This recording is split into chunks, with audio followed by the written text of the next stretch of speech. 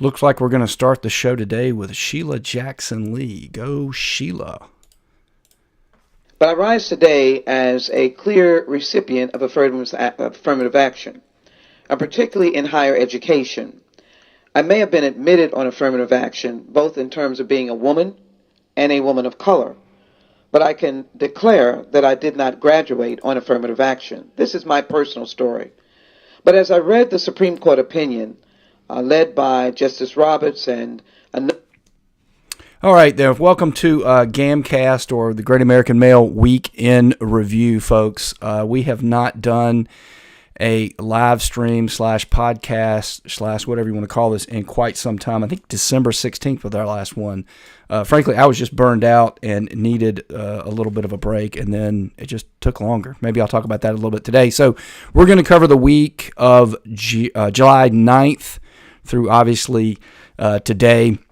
And I'm giving you all the news that happened this past week and a little bit of analysis of all the various things there. We heard from Sheila Jackson Lee there, and there's been a sea shift in the way that Democrats and the left deal with race right now. And she very subtly there clued you in on it. We're going to talk about the news in reverse order because there's a big story I'm going to get to in a minute out of New York where Black and Hispanic teachers have been awarded $1.8 billion in a quote-unquote settlement with the city of New York. That's reparations, folks. That's obviously unconstitutional. We're going to break into that, go over the Supreme Court's decision and affirmative action and other things. But let's see if we can go back to her. Too quickly. Let's see if we can go back to her, and when she says this, I want you to listen to what she says about affirmative action, and I'll take it from there. In their leadership. But I rise today as a clear recipient of affirmative action.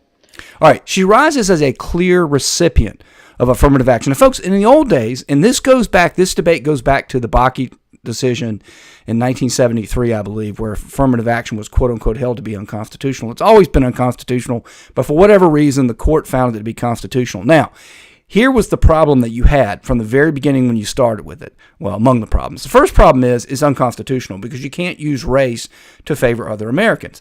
The second problem you have is this, and it's a more practical one. If somebody is favored, and in the Bakke decision, it was undisputed, which means both parties agreed that the white person did not get in because the school said, we're going to let in an inferior black student. We're going to make the decision to do that, which is un-American. It's unconstitutional, but we're going to let it happen. I'll get into it a little bit as we unfold the show of the day. I'm going to try to keep it under an hour. But notice, even at the beginning, even Democrats, even the left realized, well, whether it's constitutional or not, we're going to argue that case. But they couldn't deny the reality that, in fact, you got in even though you shouldn't have, and it wasn't about merit. Now, Sheila Jackson Lee is going further and saying, yeah, I don't care if you think that or not. In other words, in the old days, a lot of black people would say, hey, look, I would have gotten in anyway. I didn't need affirmative action. And so this stain on me that I supposedly got in because of that, now they embrace that. I mean, Sheila Jackson Lee got up, and this was this past week, got up on the House floor and said, hey, I was a clear recipient of affirmative action, both as a person of color and as a woman.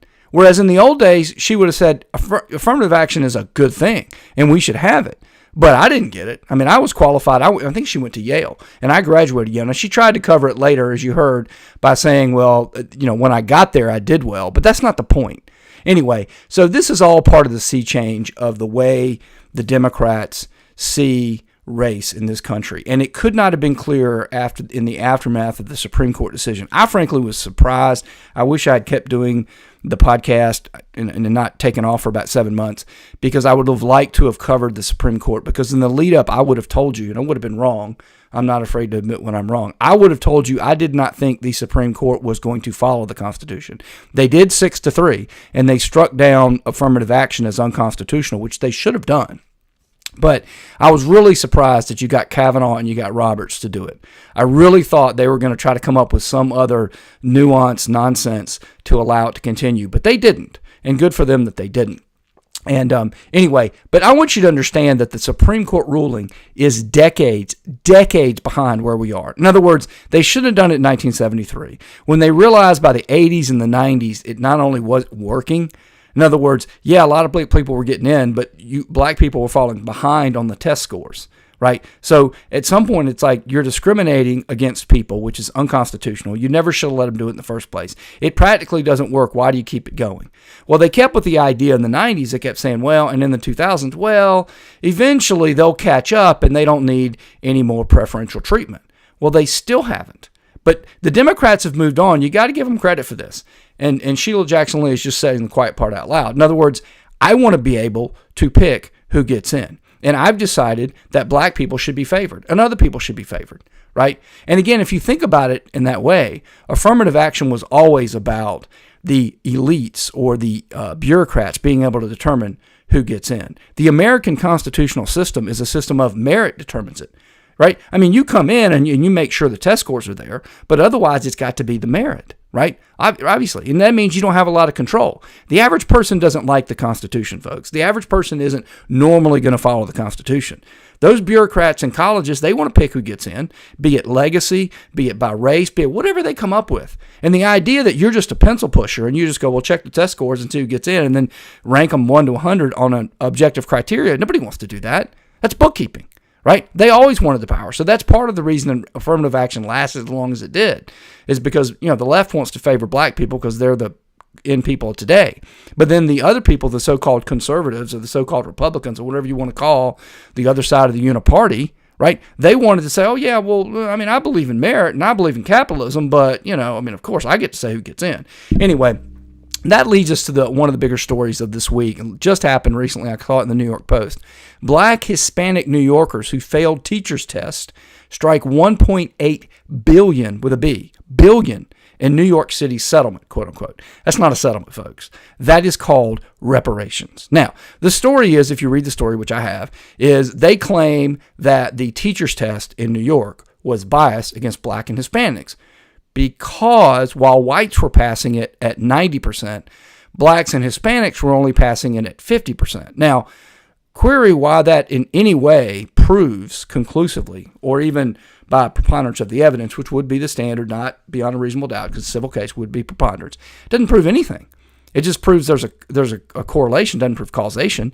And in fact, the fact that 50% can do it tells me the other 50% can do it, and there could be a myriad of other factors. Well, they've been fighting this for decades, folks. This has been going on for decades.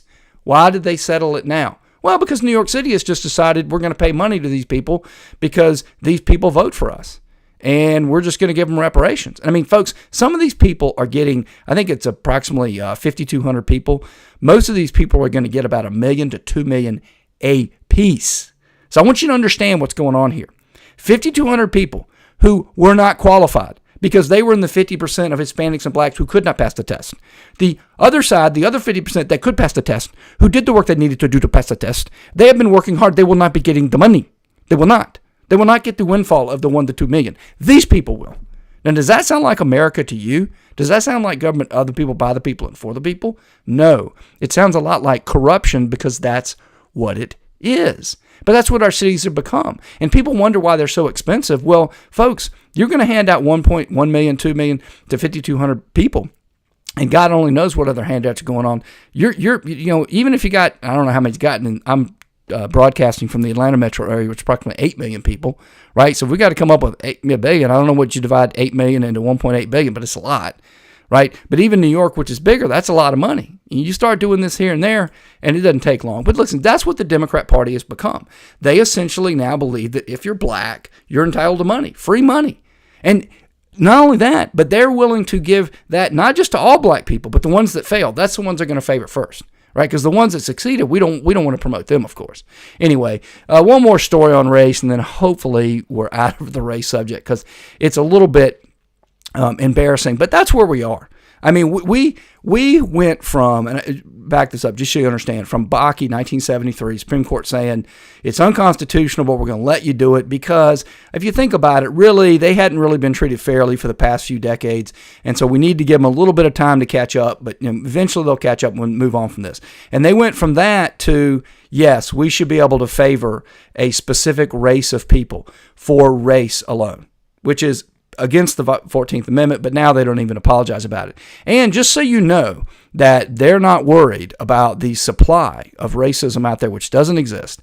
They can just create it whenever they want. And before I get to that, I've got some Trump stuff in the stack, which I'll get to.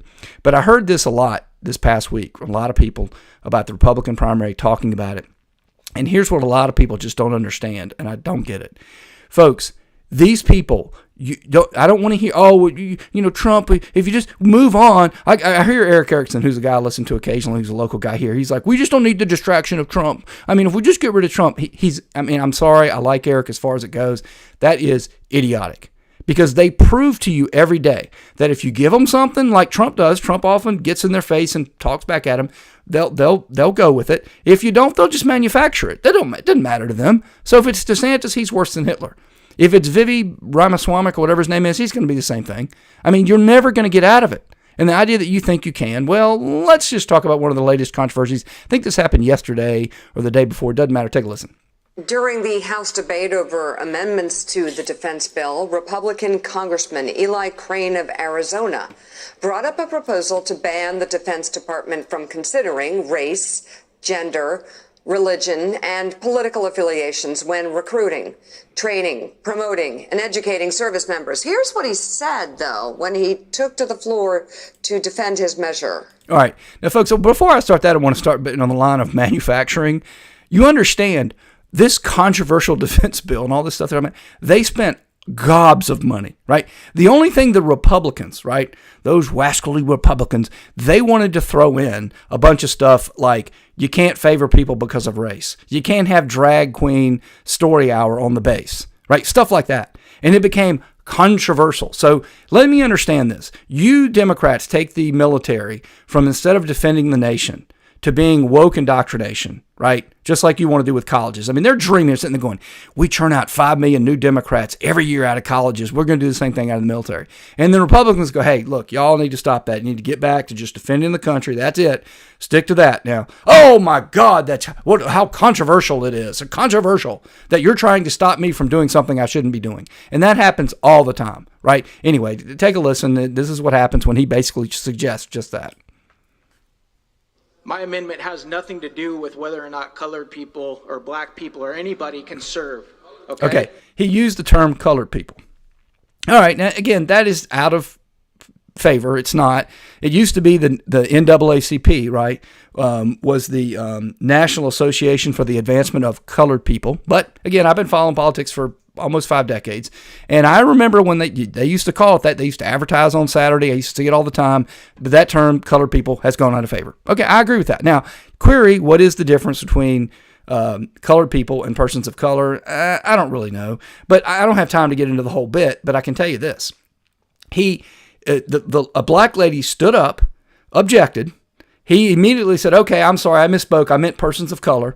I'll take it out. That wasn't good enough for her. She had to have a whole vote. Now, if you listen to what he said colored people or black people. So what he was clearly trying to do was say black people is one subset, and then other people he should have said persons of color and he would have been fine, but instead he said colored persons and he wasn't. But again, it's all manufactured. That black lady, he was not even referring to her. It should have been a Hispanic person that got up and said, I'm offended, or whatever else persons of color includes other than black people. But again, Democrats don't do logic anymore. They don't even try to. And again, a couple points here. One is how they treat race. Number two, they can just manufacture it anytime they want, which brings us to Taylor Lorenz. This was, brilliant. I loved this. This happened, July 14th. So that would have been yesterday. She came out in the Washington Post headline, far-right Twitter influencers first on Elon Musk's monetization scheme. Now, when I saw that, I knew it was a lie. And I knew it was a lie for this reason, because I had seen that various people on Twitter, as you know, I'm on Twitter at @MailAmerican_American, @MailAmerican. And unfortunately, I did not get paid. And I'll tell you why I didn't get paid. Because I only generate about 3 million impressions a month. To get paid, you needed to be verified, which I am, right? You need to have a certain number of followers. I think it's 10,000, which I do. I have think 45,000 right now, and you had to generate at least 5 million impressions over the last 3 months. I failed on the third one. Unfortunately, I only generate about 3 million per month. So that doesn't qualify me, right? But a lot of people did. And again, it's a calculable number. You either did or you didn't. And Taylor Lorenz writes this piece in the Washington Post yesterday. As of this broadcast, there's been no correction, nor will there be. Let's scroll down. The first beneficiaries appear to be. Okay, Taylor, they appear to be, right? All right, whatever. High-profile far-right influencers who tweeted before the announcement how much they'd earned as part of the program. Ian Miles Young, Benny Johnson, Ashley St. Clair, all touted earnings, blah, blah, blah, blah, blah. Now, folks, I knew it was a lie because, again, I'm on Twitter. I'm verified. I do have, in order, there's a few things you have to do to even get subscribers, which I have a few. I'd like to have more, but it is what it is, right? So I know these qualifications, and I didn't meet it, right? And again, her feed is not my feed. Actually, her feed is probably much more like my feed. My feed is very left-wing if you go to it. I follow a lot of left people. I interact with a lot of left people because I like to know what the other side is thinking, and I like to debunk it. So I probably get the same feed she gets, which Ed Krasenton or something like that, he did the same thing. He even within hours said, Taylor, you're wrong. I got paid too. I think he got like 30 grand or something. I can't remember. But anyway, she had to know this was a lie. But again, this is where we are with the quote-unquote news these days. Everything that's going on almost 24/7, 365, every single solitary thing is a hoax. And here's how you can do a hoax, okay? You can just sit there and say this. I mean, think about this. She has a huge platform on the Washington Post, in the top 2 or 3 papers traditionally in this country. She writes this. It's an outright lie. It's completely baseless, easily debunkable. I even put into the Google, which is also left-wing, and just to make sure I wasn't wrong in what I was thinking when I saw it, right? And even they told you what the standard was. I mean, this is crazy that this is going on. But again, when you hear about January 6th being a coup, you hear about, people are election deniers, as if somebody can deny the existence of something that happened, right? This is why, because they completely make it up out of whole cloth every day. Again, if you think, and again, I'm not trying to take a position on who the Republican nominee should be. I'm not a Republican. They will come up with whoever they come up with. I will tell you, in all likelihood, I would likely vote for the Republican nominee, whoever that is, because I'm pretty sure I cannot stomach the Democrat nominee. It will not be Biden. I've been saying this on Twitter for a while, but now that I'm back behind the microphone and glad to be, I will tell you my theory. It will not be Biden. Biden is on the way out. Okay, you can see it. They came up with some fundraising numbers yesterday. I think it was the day before, about $75 million, which appeared out of nowhere. The only reason they came up with that is because people like me have been saying what I'm about to say. Biden's gone, and here's what's going to happen with Biden. Here's what they're going to do. It's very simple. The Democrats, the ones that believe in democracy, right? They believe in democracy. Okay, they have what are called super delegates. They make up about 1/3 of the 2,000 or so delegates you need to get the nomination. So 1/3 are super delegates. They can vote for whoever they want. Old school. Republicans don't do that. Republicans are pure democracy. You get the delegates or you don't. Right. So there's 1/3 in the kitty already. They can pick whoever they want. They can pick Newsom. They can pick Kamala. They can pick Oprah Winfrey, Michelle Obama, Gretchen Whitmer, whoever they want. They sit there in abeyance. Now, the other 2/3, they're up for whoever wants. However, once they're assigned, right, then they're pledged to that person. If that person then drops out, they're unaffiliated or unpledged. So here's what you got to do. You got to take that 33. You got to get the old man, prop him up again like Weekend at Bernie's to go get, 33, 17%. Once he gets the other 17% of the delegates, he goes, oh, yeah, I have to leave my health. I want to spend more time with Dr. Jill, whatever, he says. I need to babysit Hunter more. He's got this cocaine problem. Once he does that, those people become unaffiliated. Now you've got 50% that can pick whoever they want. And then it doesn't matter who's running, be it there's that crazy woman that does the seances, she's running, Robert Kennedy Jr., doesn't matter. They can go get the other 49% of the delegates, doesn't matter. We get to the convention, we all vote for Gavin Newsom. Bingo, bango, that's the nominee. That is exactly what's going to happen. He's not campaigning. He's not even trying to campaign. When some of us were pointing that out on Twitters and other stuff, and folks, I know I have a small, tiny feed. I'm not trying to self-aggrandize, but things get out there. I know there are people that copy my work. I'll get into it maybe as I move on and can start doing these live streams again. But I know these ideas get out there, and it's gone beyond me. I think other people are pointing it out too. Anyway, so once that happens, some people they come out there with some fundraising numbers, which, as we'll get on to, that's just complete garbage. I mean, he hasn't done any fundraising, and you would have been hearing about it. You don't come up with $77 million after having done no campaigning, no dinners, no nothing all that time. It's completely fabricated. Like I said, all the news now, pretty much all the news, anything that's not coming from a quote-unquote right-wing or center-right or alternative outlet like this, folks, it's a lie. And we're going to get into a lot of that as we move on here. So next story is, Tucker Carlson is back and doing great work. I am not a Tucker guy. I mean, I like Tucker as far as it goes. I don't have a problem with Tucker. Don't look my dad and give me a hard time about Tucker. But I never have liked the use of your talents to sort of push right-wing ideas and government to be right-wing. And I think that's always, to me, what Tucker is. Tucker plays the game. He's like Trump. He plays the Democrat game, but on the conservative side. I think the only way to win this battle is to be rational, to be constitutional, to follow the system, which is to not engage in this. But he's very talented. And so a couple days ago, he had all the Republican candidates, except Trump, of course, who smartly, he shouldn't do this. It's smart politically to not interact with these people. It's not good for the country. He should show up and answer questions. But anyway, Tucker had this exchange with Mike Pence, and I want you to take a listen to this. And I'm going to go ahead and spoil it for those of you who are back and part of the I Feel Cheated crowd. You'll remember this. So those of you who listen to the old podcast, I called the Ukraine hoax from the beginning. I called it. I saw that one. It was just clear as day to me. At this point, it's obviously a hoax, right? I mean, we're going to get to it in a little bit, but it's obviously a hoax at this point. Nobody disputes that, right? I mean, they're still sending money. I don't know how they can do it, but they are. But it's clearly a hoax now. Anyway, here's a problem certain people like Mr. Pence are going to have. And Mr. Pence had problems before this, but now, let's just listen to Tucker and Mr. Pence. You are distressed that the Ukrainians don't have enough American tanks. Every city in the United States has become much worse over the past 3 years. Yeah. Drive around. There's not one city that's gotten better in the United States. Right. And it's visible. Our economy has degraded. The suicide rate has jumped. Public filth and disorder and crime have exponentially increased. And yet, your concern is that the Ukrainians, a country most people can't... Before I finish this, I want you to look at this. Look at Pence. Well, if you're watching, you have to be watching. If you're listening, you can't do it. I'll just tell you if you're listening. Pence's face is blank, and you can tell he is ticked off. He's being attacked, which is going to be a problem for him. This is not a good look for him.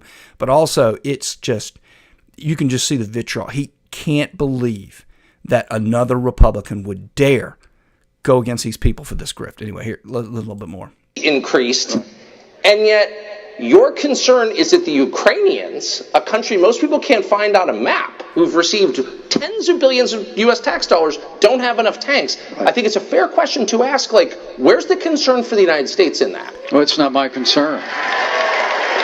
It's not my concern. How dare you ask me this question? It's just a joke. I mean, folks, and this is good. This is one of the better developments of this past week because the Republican Party, it looks like, based on this interaction, if you support Ukraine, and I apparently, I think Pence does, I'm pretty sure Chris Christie does, there's Dead Fried Chicken, Nikki Haley, I think she does, she's done, put a fork in her, she might as well not even waste her time. And I don't even think there's a lane. I mean, seriously, I don't even think there's a lane for this, folks. But that was some good news there. But that's kind of a big story that Ukraine is not going to have a lane in the Republican Party. And that's good because it doesn't need a lane. Folks, it is a territorial dispute. This whole we're fighting for democracy and all this stuff is an obvious joke at this point, right? I mean, when they first started, folks, think about it. When they first started, I called it as a hoax. But I guess you could argue. And some people push back at me. They're like, oh, it's not a hoax. You're wrong about this one. And I wasn't. But okay, so fine. Listen, when you started, you didn't know. That they've continued to send money. They continue to spend money. We're almost 2 years in this daggum thing. We don't see the end in sight. Does that remind you of anything? Oh, yeah, it reminds you of the same Iraqi war and the same Afghani war. I was against both of those too. And all we did is spend trillions of dollars. Now, luckily, we're not losing lives yet. But we will. We'll get there, right? But, years later, you can see it now. And where's the democracy? Ukraine's not having elections.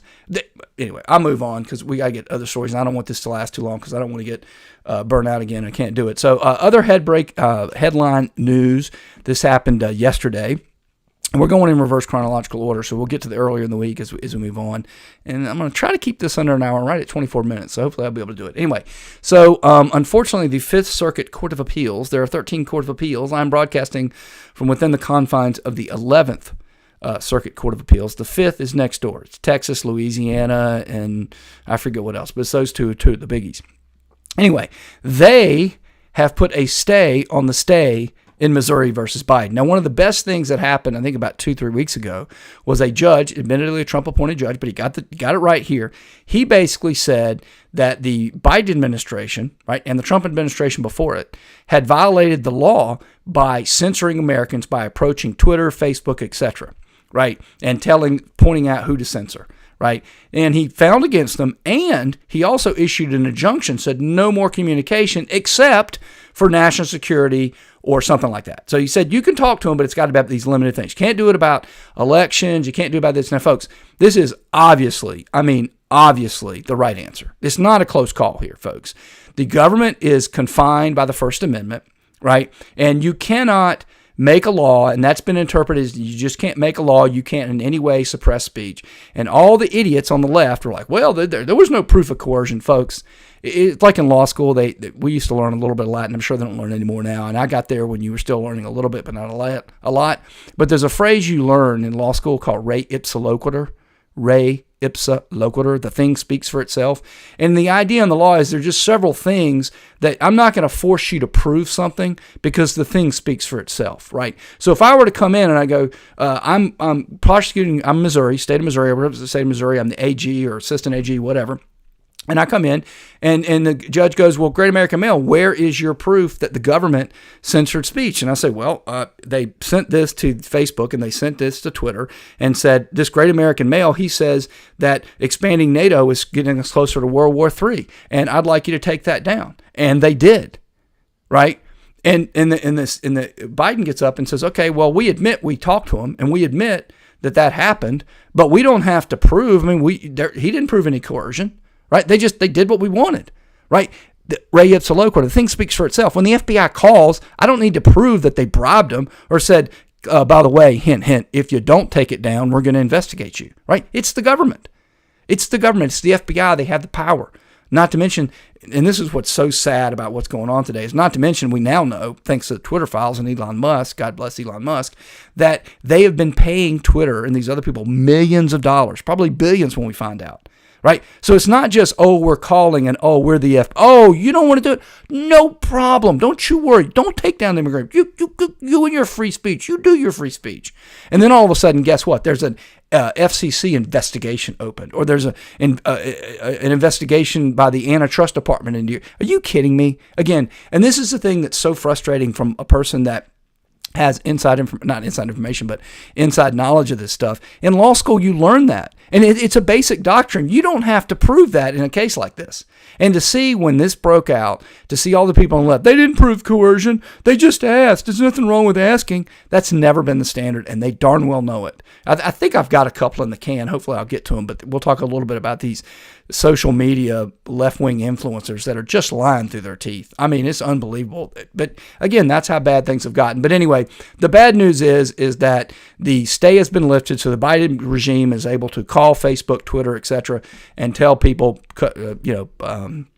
take things down. Now, they have expedited the appeal, so they're going to hear oral arguments sooner, so that we should know in a couple of weeks or maybe a month what the ruling is. And if they sustain the judge, then the injunction will go back into place, pending you'd have to ask for certiorari from the Supreme Court. Actually, you may not. You may be entitled to it if it's the government in the case, but we shall see how that goes. Anyway, that's bad news. But before I leave that, I want to point out, too, you hear all the time about the conservative Supreme Court, and the Fifth Circuit and the 11th Circuit are both circuits that are considered conservative because they have more Republicans.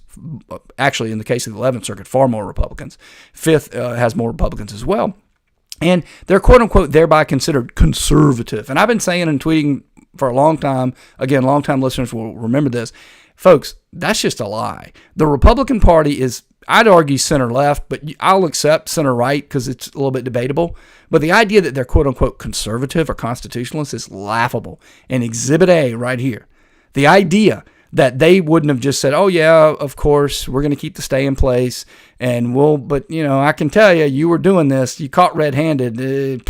There's not much to do here. I mean, well, we'll give you a chance, right? Oh, no. They just, we'll lift the stay, etc. No problem. Anyway, getting on. So, yeah, here's what, the reason I did this. This is, if you're watching the show, this is my tweet. And I think this was only for subscribers to my Twitter feed. If you subscribe, you have to pay a little extra, but you get some tweets that I don't send to everybody. And this I thought was fascinating. So this is from Barb McQuaid. If I'm not mistaken, she was one of the persons that served in Obama's Department of Injustice. We didn't know it was the Department of Injustice now. They're under Biden, we know that for sure. I mean, and that's the interesting thing. I mean, God bless Biden for this, right? There's no more hiding it. There's no more. I mean, they are in your face. We'll get to the cocaine story. We'll talk about that. They are in your face. Screw the Constitution. We'll favor black people if we want. You can't do anything about it. I mean, at least with Obama, they kind of pretended and they kind of, tried to soft pedal around it. But anyway, she's one of these people. She was in the Obama Department of Injustice. She now is a commentator on MSNBC or CNN. I can't remember. I think she's got a teaching job somewhere. She's got some idiotic podcast that she's making millions of dollars with. I mean, she is paid to come in and spread the hoax. That's all she does. And many times when she spreads the hoax, she's completely lying about it. I'll get to that, I think, later in the show. In case I don't have it in the can, I've got about another 6 slides to go through. Just know, for example, in the Trump document hoax, right, there is no case against Trump in the documents. They're completely fabricated, completely manufactured, completely lying to you about that. Okay, and she knows that. She darn well knows it. But setting aside that, right, one of the things that's going on is, well, we'll see if I can get to it, but the point is, her job is to come on, and no matter what hoax they're pushing, the document hoax or whatever, her job is to try to make it sound and look like it's all on the up and under the Constitution, and she knows better. Anyway, so one of the other big things that's been going on for a while has been Sheldon Whitehouse and a bunch of others are daily attacking the Supreme Court.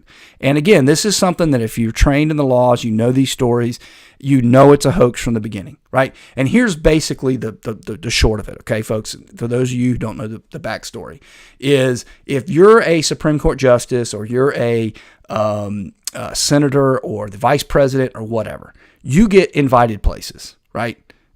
I don't, you don't, they do. It's just the way it works, right? So I want you to think about it. What if Ketanji Brown Jackson comes home one day, opens up her mailbox, right, and she's been invited to a dinner, right? Some wealthy Democrat person says, hey, come on over for dinner, blah, blah, blah, blah, blah. She says, sure. She grabs her husband. They go over for dinner, and they get there, and the thing's catered. And I'm not talking about just catered. I'm talking about the bottles of wine are Camus. They're $500 a piece. Everything's wonderful. They sit there. Is she supposed to report that? Is that an ethics violation? I mean, not in my mind. Right? I mean, you can play this game all day, right? Well, I mean, you got how much of a gift there? I mean, I think you should pay taxes on that, right? You don't have taxes on that, right? Same thing, you don't have to report it either. It's not an ethical violation, right? If that person appears before you later, right, even if it's his company, does he have to say, oh, you must recuse because I had a dinner and it was a really, really nice dinner? Well, of course not. Otherwise, a justice, a vice president, a president couldn't go anywhere, right? And then you get there, and they say, hey, oh, you know what, Ketanji, or Justice Jackson, whatever, I don't know what to call her, but whatever they call her, right? You know what, we're all just going to get on my private jet. We're just going to fly over to my ranch. And, no, I don't need the pack. It's my jet. It fits 30 people, no problem. Yeah, we're going to put you up in my thing. There's no bill. I'm not sending anybody a bill. Nobody's getting a bill. We're all just doing it, right? And she says, I mean, we finished our term in July. Yeah, great. Boom, let's go. Whatever. That happens. And, folks, I want you to understand, again, this is not complicated stuff. This has happened for decades. Oh, Ruth. St. Ruth. I mean, you think about Democrats, right? I mean, there's St. Obama. He's like the top of the top of the top. He's up there with Michelle, Oprah. But Ruth was right there with him. I mean, she was in the top 5, okay? She was known for taking private jets everywhere. The left worshipped her, and she got more private jet miles than you ever seen. She's probably a billion miler on private jets. She got all kinds of money. Nobody ever said one flipping peep because it was her, right? They don't want to pick on her. And so by extension, they couldn't pick on anyone else. That was back when there was logic and some rationality to it, right? That's the way it used to work. I'll tell you who else. Stephen Breyer just retired. And again, folks, don't take my word for anything I ever say. Go Google it. Go onto the Google machine. I did it about a week ago. You can still find it. Right? They tried to, when Scalia died, and this was why it came up, because Scalia died at one of those ranches that I was talking about. They had all gone to one big donor or some big Republican's ranch, and that's where he died, unfortunately. And there were people like, well, it's kind of ironic that he got a big, nice little perky gift here because he's a big, powerful federal person, and, he was there. And again, because logic still reigned back then, right? There was still some logic out there back then. This was pre-2016 election, right? Remember? Because Obama tried to appoint Merrick Garland. God. I mean, I thought Merrick Garland was bad when he was up for the Supreme Court. Now I know how bad he is. But anyway, and very quickly, because there were still some rational people on the left, they said, hey, well, if you're going to pick on Scalia, old Breyer here, he's gotten about 120 private jet flights. And again, folks, I don't like it. You don't like it. It's not right. You shouldn't get to be able to hobnob with people like that and get free stuff. But you do. That's just the law. Is it right? I don't think so. Is it illegal? No. Is it unethical? No. And they used to admit that. Now they're trying to pick on it. And this is very clear what they're trying to do. If you know what I just told you and you believe what I just told you because it's the truth, then what are they doing that for? What? Well, because now they want to attack the only institution they only barely control. And if you don't think they control the Supreme Court, you're wrong. They do, right? I don't have time to go into today's broadcast. I may in the future, but the Supreme Court is center left. They want it to be extreme left, right? They want it to be closer to Ketanji Brown Jackson and Sotomayor. That's what they want. And so that's why they're bringing up this drug-beat garbage. And I've responded to a few people on Twitter, and they always come back and, what about the, right? And then you hit them with facts, and it doesn't matter. I mean, and then I think I interacted with somebody in the last day or two, and they said, well, what about all this evidence of corruption? Idiot. If there was evidence of corruption, real corruption, you think they wouldn't be impeaching them? You think they wouldn't be locking them up? Of course they would. It's just talk, folks, and it's dangerous talk. Anyway, that was a long wind-up to tell you what I wanted to tell you about this. And maybe I should. Anyway, here's what's going on here. Just take a listen, right? Barb McQuade. Now, she's one of these left-wing influencers, so you would expect her to do what the rest of the left is doing, and that is, like the Morning Joe people and all those that are basically, we always mention the right wing. We never mention the left wing, like Ruth and Breyer and the other people that I told you about. Never mention them, right? She goes, add Sotomayor's heavy-handed book sales and failure to recuse in case involving publisher to the list of the evidence for the need of Supreme Court ethics code. Now, when I saw this, I almost fell out of my chair. All right, I'm going to tell you what's going on here, but it's notable for one reason. She is one of the few people, I think Wiseman did the same thing, who's another influencer, right? But he did the same thing, and I almost fell out of my chair because it's unusual to have them attack left-wing justices. If you want to know the facts, again, these are facts. All 9 justices, including the 3 leftists, they all signed a letter telling Congress to piss off. You cannot pass an ethics code. We are an independent branch of government. You can't do it. Not constitutionally, right? You can't do it. That's why, folks, think about this. Riddle me this, Batman. Why is it we now, hundreds of years into the existence of this country, and just now, just the last couple years, all of a sudden, people talking about it, an ethics code for the Supreme Court? Well, you know why? Because before it would have been laughable. What do you mean, ethics code? Why don't you pass an ethics code for the presidency? You can't do that constitutionally, right? I think we're going to get to the document hoax, and I'll go over a little bit of that, but you can't do that. Obviously you can't. But again, we're at a point now where the Constitution, the average American doesn't understand it. Well, let me tell you what's going on. I told my followers, they knew about it when I tweeted it. I think it was yesterday, the day before. Here's what's going on. It doesn't matter. And what I think Barb McQuade and people like Wiseman, the real sophisticated left-wingers understand is, look, if we got to throw Sotomayor under the bus too, so be it. We got to kill the Supreme Court, because the Supreme Court, as long as it has any credibility, is the only way the Constitution lives, and they got to kill the Constitution first. Actually, that's second. First, they got to take our guns. Second, they got to kill the Constitution. They're working on both, but that's what that is. And I was shocked to see it, but that's exactly what it is. It's, look, we'd like to just take them out by, complaining about the right, but, if that whole logic thing is going to rear its ugly head, I mean, it's almost dead, but if it's still breathing, all right, we'll throw Sotomayor, Ketanji Brown Jackson, and Elena Kagan under the bus too, because the Supreme Court has to go. All right, Cocaine gate. All right, here, this is, I don't know who he is, Tim Burchett, White House investigation. Folks, if you don't think we're living under a regime, then, well, take a listen. They don't know who it is, and it's a complete failure. I mean, this thing is ridiculous. I don't know if it's a diversion or not, because it's a pretty good diversion. A lot of people are upset about it because they don't. Clearly, the Secret Service is failing at their job. Those wascally Republicans. Oh, the Secret Service is failing at its job. It's not doing its job, folks. This is in your face. They are to the point now, they are corrupt. The Bidens are taking millions of dollars. They're corrupt. We always knew he was corrupt. I mean, anybody that followed Biden beforehand knew he was not a good guy. And the Democrats, they either knew it or they didn't care when they picked him. The cocaine found in the White House, this is all just a hoax. Obviously, they could figure out who it is. Folks, this is not a warehouse like Home Depot over here where I walk in with a bag of cocaine and slip it somewhere. Even then, I'd be worried about getting caught because even then they got cameras. This is the White flipping house. So everything is videotaped, everything. And the only people that can get in and not have to register and go through a whole process are the staff and guests. Or family. I'm sorry.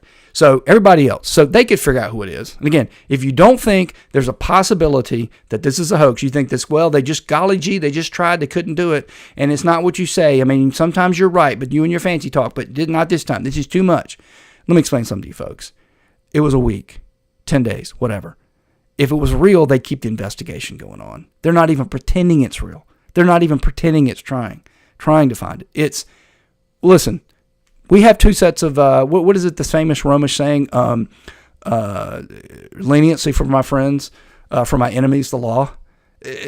That's what it is. If it's a Biden or somebody connected to a Biden or somebody connected to the Democrats, then we'll just end the investigation, whatever, right? If it's somebody else, then, we'll prosecute you. I mean, people say, this guy, we have a two-tiered system of justice. No, you don't. You don't have a system of justice at all. I mean, it's a joke. And what the good thing about this is they're in your face about it. They're not even pretending anymore. I mean, before Trump, before Biden, right, you didn't know. Now Biden is just in your face. I think it was Molly Hemingway, the article a couple weeks ago that said, the great thing about it is now they've got us surrounded. We either fight or we die. That's it. I mean, before you could be like, there might be an escape route over here, or maybe there's a weakness here. I mean, no more. I mean, this whole thing is just a joke. All right, here we go. Judge Cannon, a couple things here. So headline from MSNBC, Judge Cannon's impending decision on whether to continue efficiently buy into Trump's indefinite delay and strike down middle ground will be her most important call yet, writes Jordan S. Rubin. Don't know who Jordan S. Rubin is. Here's what's going on. Folks, Trump filed a motion to try and delay the thing. Again, this will be one of many motions that will be filed for all kinds of nutty reasons, yada, yada, yada. I can tell you right now, this is easy. Everybody who's trained in the laws knows what I'm about to tell you.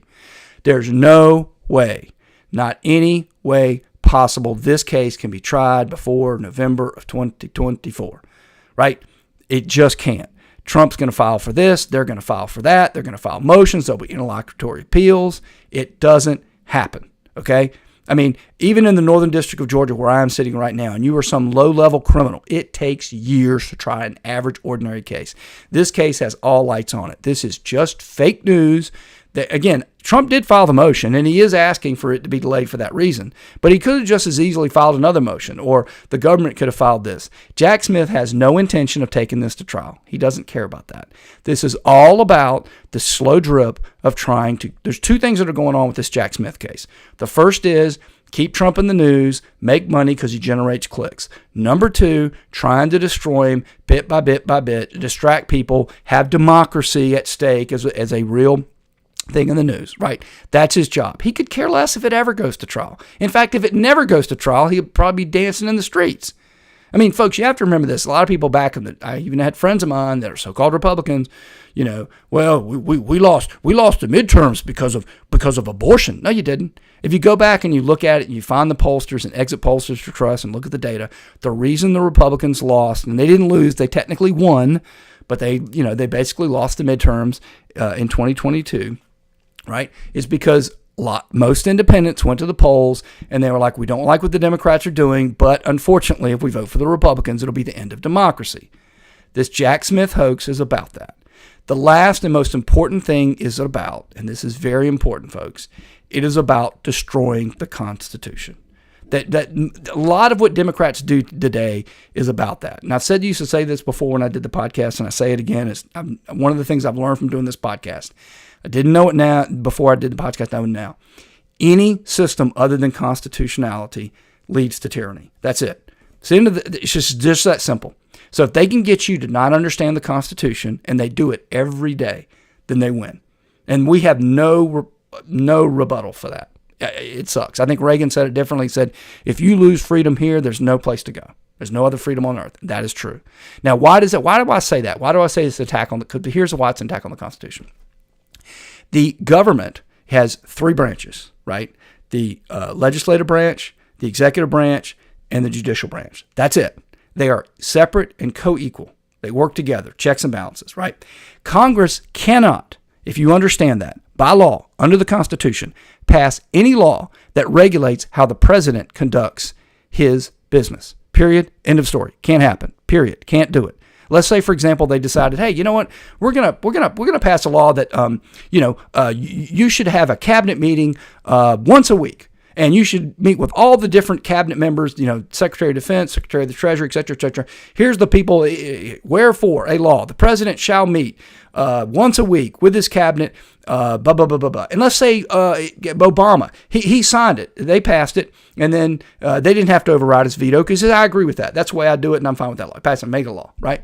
And then Trump comes in, or Biden comes in, and says, screw that, I'm not doing that, right? And then, no one is above the law. No one's above the law. We passed this law. You got to have a cabinet meeting, and a meeting is defined to be this. And if this person's not there, you violated the law, right? That's exactly what they're doing right now, right? Exactly what they're doing. Now, even when I tried to tweet that, I guess about a month ago, even some people then kind of was like, oh, you're an idiot. If he passes a law, that's not the way it works, folks.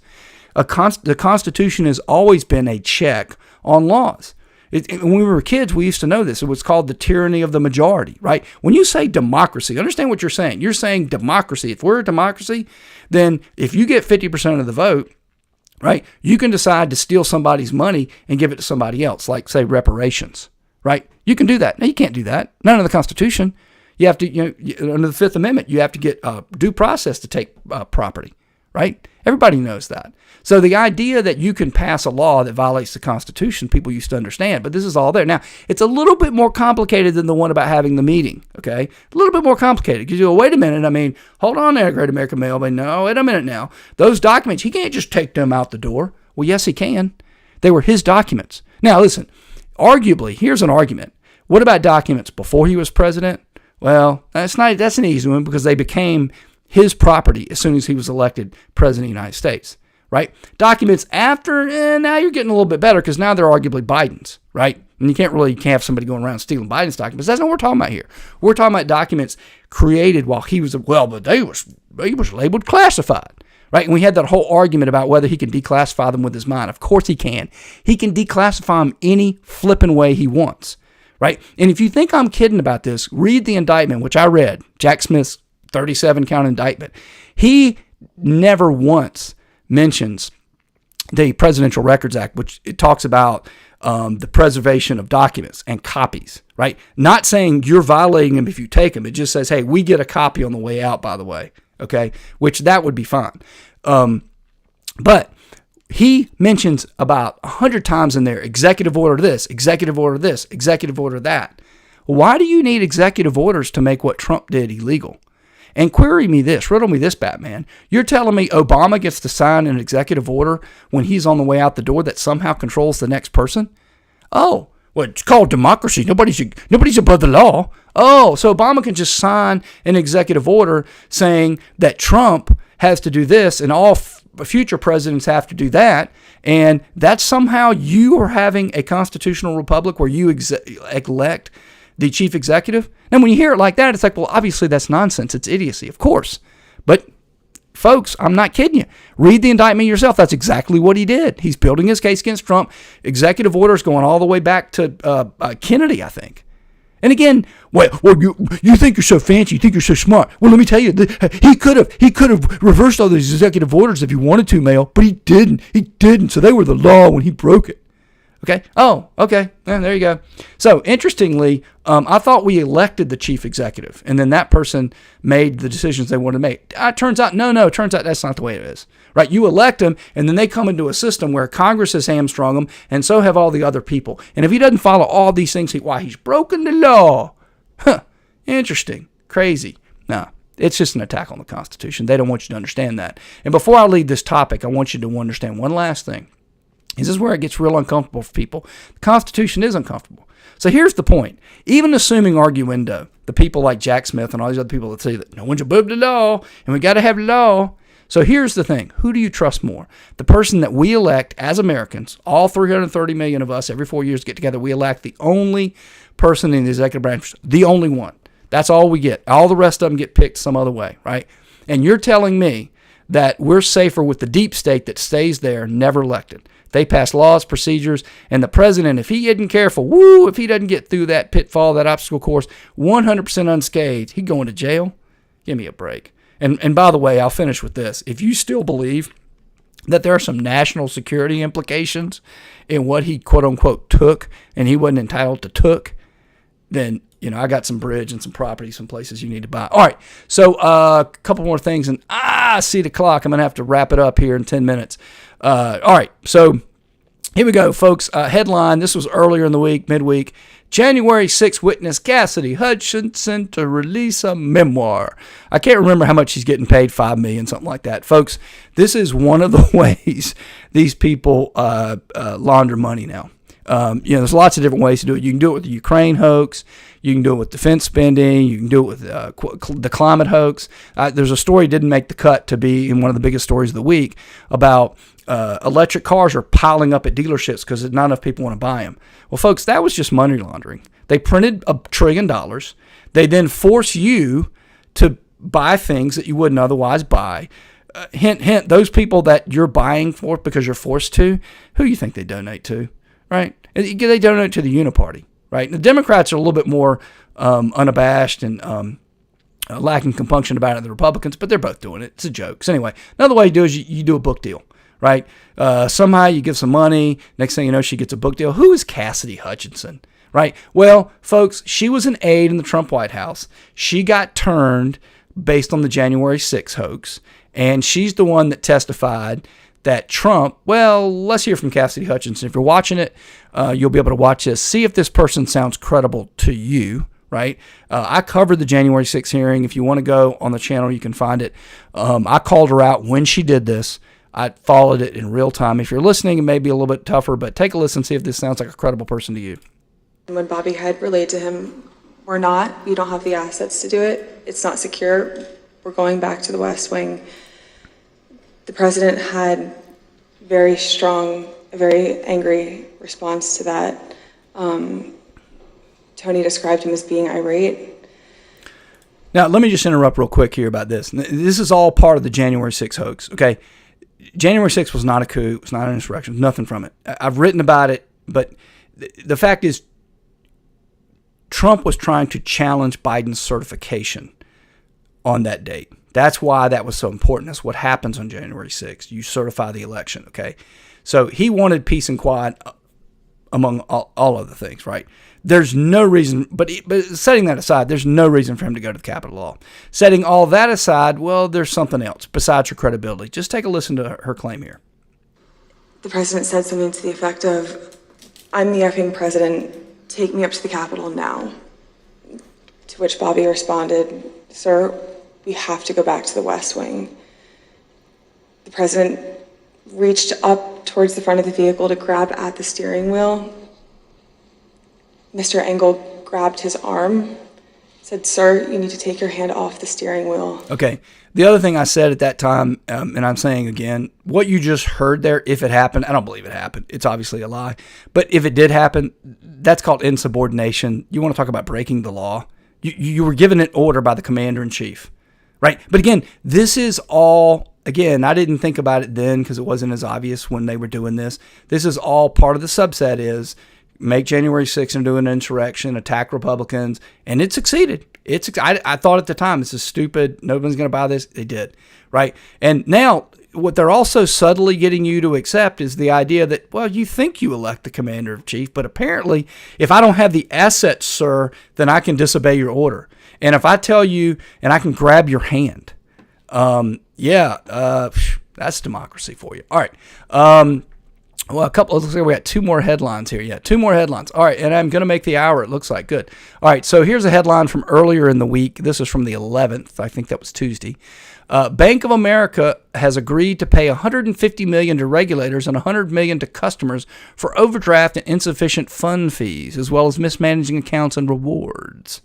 Right? And this was the Democrats were, look at Biden. He went and got $250 million from Bank of America for junk fees and this and that. And folks, it's a hoax. It's always a hoax. Everything's a hoax. I hate to say it. I wish it didn't. Right? Folks, let me explain this to you very simply. Okay? Big banks make billions, trillions off these fees. Right? If we had a real government, these fees would be eliminated. Now, let me tell you something right now. I think the overdraft fee is $29 or $35. I can't remember which. Since I have a business account, unfortunately, I know what that is because I have checks that bounce, unfortunately. And what you have to end up doing is learn to always put them in your trust account because they can't charge you a fee for that account, but they can for your business anyway. It's been $29 or $35 as long as I can remember. I've been in business now for 20 some odd years, okay?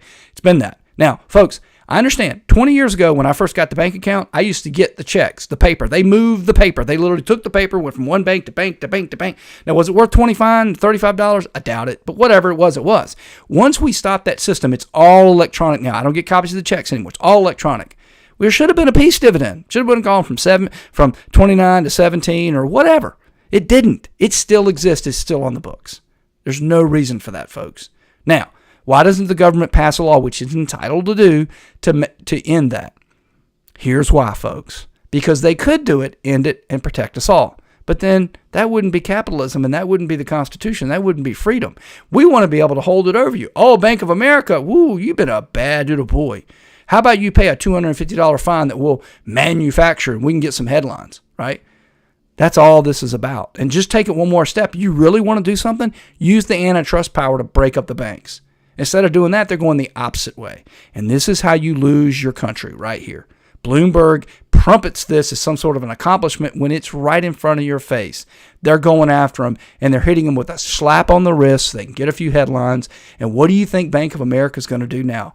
Oh, thank Jesus you didn't get into my racket and pass an actual law to get rid of these idiotic fees.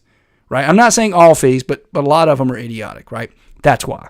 Why aren't you breaking up the banks? That's why. And again, folks, do you hear this anywhere else other than the Great American Mail? You do not. It's not that complicated. All right. Biggest story of the week that started the week was Turkey agrees to Sweden's NATO membership. Finland is in. So now Putin faces a completely united black allies in the West. Putin did what no other criminal leader has ever done, fully unite the West under NATO. Okay. Well, first off, yeah, you're an idiot. He is. He's an influencer. I also think he was in the Obama Department of Injustice. Folks, all this does is bring us closer to World War III. Ukraine is a hoax. It was a hoax from the beginning. It's just another way because, look, we were getting out of Afghanistan. We were finishing up the Middle Eastern wars. We had to have another war. This is as good as any. So that's it's just that simple. Then the other benefit you get of this is, and I tweeted this I think a day or two ago, if you can make a border dispute between a couple of we have such zero interest in Russia or Ukraine. I mean, seriously, think of a country where we have less of an interest than Ukraine and Russia. You can't do it. Germany, tons of interest. England, tons of interest. Spain, tons. France, tons. Cuba, they're right on our border. All of the South America is right there. Canada, it's above us. It's north, a big trading partner. You're going to have to go a long time before you get to Russia and Ukraine at some border dispute. The idea of democracy, neither one of them are democracies, right? So it isn't that. It's clearly for the money laundering. But guess what else you get to do? You get to say, well, I mean, golly gee, if we can get an old man in a basement over the finish line for presidential election, why, we can recreate a war over nothing. We don't need a Hitler anymore. That's the second thing it does. I could go on. I'll finish with this, folks. Those of us who understand what NATO is. It used to be NATO and the Warsaw Pact. Warsaw Pact was the commies. We were NATO, North Atlantic Treaty Organization. North Atlantic. Getting pretty far away from the North Atlantic, right? Let me tell you something. Warsaw Pact split up when the Soviet Union fell. What happened to NATO? It got bigger. So who's got the real issue here? Putin. You keep pushing this NATO closer to my borders, further away from your borders. What's going on here? Of course he sees it as a threat, right? And these people that are just, NATO's so wonderful. What does NATO do? What do we need NATO? And one more thing, and then I'm going to wrap it up, right? We're America, folks. We ain't got nothing to do with Europe, never have. These people have always wanted to be citizens of the world and all this. Anyway, it looks like the Ukraine hoax goes on. Hope we are not in World War III by the time I come back. I will do this again next week. So I haven't decided if I'm going to go live during the week. Check your podcast. Check it here. Don't forget to subscribe. We'll see what goes on, but we'll be talking soon.